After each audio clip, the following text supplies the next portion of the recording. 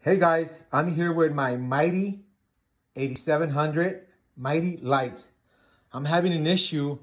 All of a sudden, the spray wasn't working. It wasn't spraying at all, right? It wasn't spraying. It wasn't working. So I try to do the basic. I turn it off, turn it back on. I thought maybe I had run the heater first and created a clock, but I didn't. Started doing all the basic checks. Plugging back hoses, unplugging it from here, plugging it back on. Make sure that I didn't see any clogged. Checked everything and still wasn't working. I called the service dealer to have it checked. They told me most likely is the pump. It's gonna cost me around $250 and $300 to get it fixed. I saw some videos on YouTube, but they didn't have the specific model. They had the older model. They had some basic troubleshooting. So what I did, decided to open it, unscrewed it from here, here, remove this, unscrewed it from over here,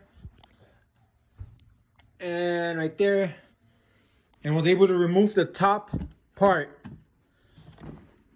I was able to remove it. So I removed this out of the way, as you see right now. I removed it out of the way. And now, since I removed that out of the way, I was able to lift this up. Okay, I had to pause it because I had to drain the water I had. Right now it's already fixed. I'm just showing you what I did to get it working. So like I said, remove all the screws, remove the top part, and now I'm gonna lift this blue case. 1 second. I'm gonna lift it up. And here I have the interior. So I'm thinking I'm gonna have to buy a new pump because most likely the pump is bad.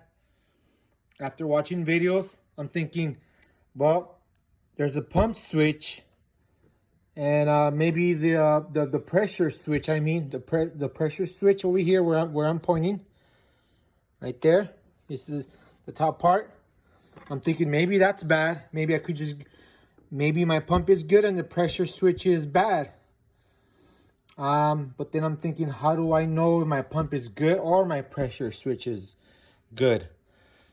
So I started watching more videos, and in the video I saw the pump's making noise. Like if it's pumping and working, that means that the pump is good, because it's making a sound. It's making a moving sound, right? So I'm thinking, well, the pump might be good, so maybe the pressure switch, which is the top one, like I said, maybe that's bad. And then I'm thinking, how do I check if it's creating pressure? So I'm trying to debate if this side is where the pressure comes in or this is where the pressure comes in. So I noticed that this hose, this white hose over here, sucks up all the water from the tank. So most likely pressure is going to have to come from here to suck up the water, the clean water. So I was able to remove this. I was able to remove this hose, and when I removed it, I put my finger to see if it was sucking my finger or creating any pressure, and there was no pressure. There was no pressure, so that's why I'm thinking, well, that's why my sprayer wasn't working, because it's not sucking in any water. It's not sucking in water.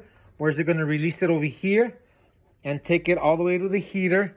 And then the heater is going to release it over here. And that's why my pressure, my metal one was not working. So this wasn't creating any pressure. So I'm thinking, what can I do now? So I'm thinking, yeah, the pressure top part is not working. I'm gonna have to replace that. There's videos how to take it apart. But then I wasn't sure if if this is the side that was creating the pressure. So I decided to remove this side. Thinking maybe there's a clog in here.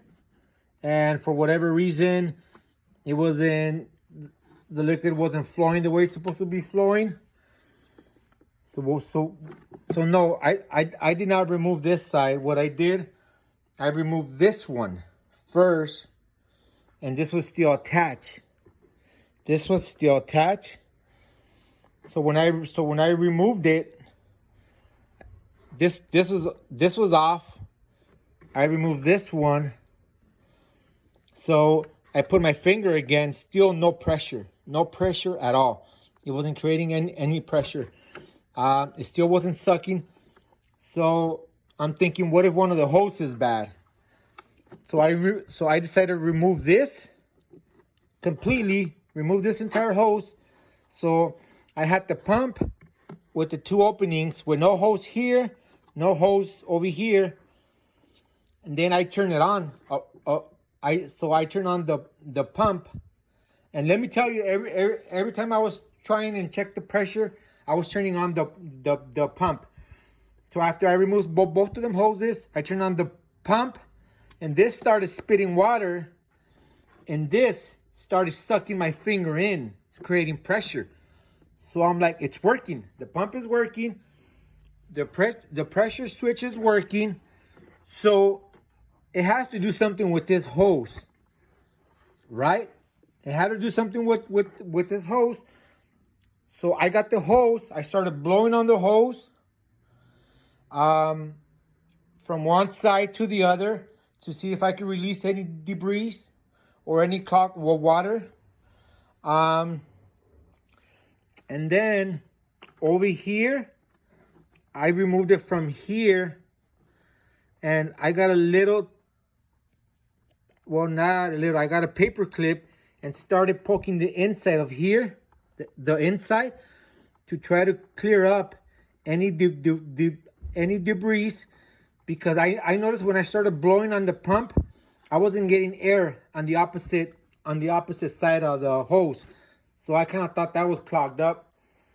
So I started poking it here with the paper clip to clear anything out. I poked it over here also. I started blowing on it. I put W40 and I blew on it.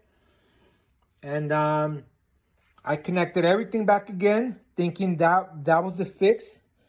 Connected everything back again. Tested it. Oh, by the way, guys, in order to remove all these hoses, you might have to remove here.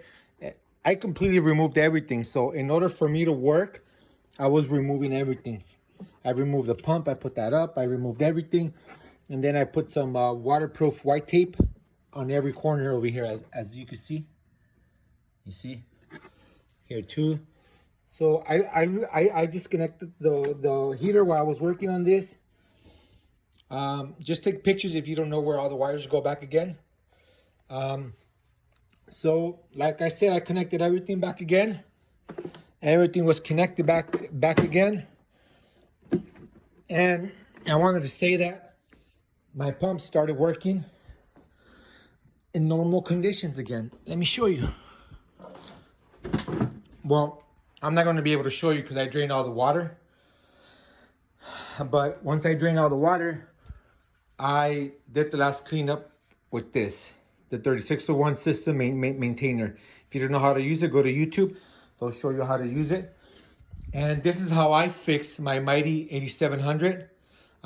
Any questions, let me know. You can email me if you want. ea0636@gmail.com. That's how I fixed it. Saved about $250, $300. My pump was working. My pressure switch was working. And I was able to do the repair by myself. All right, guys. Bye.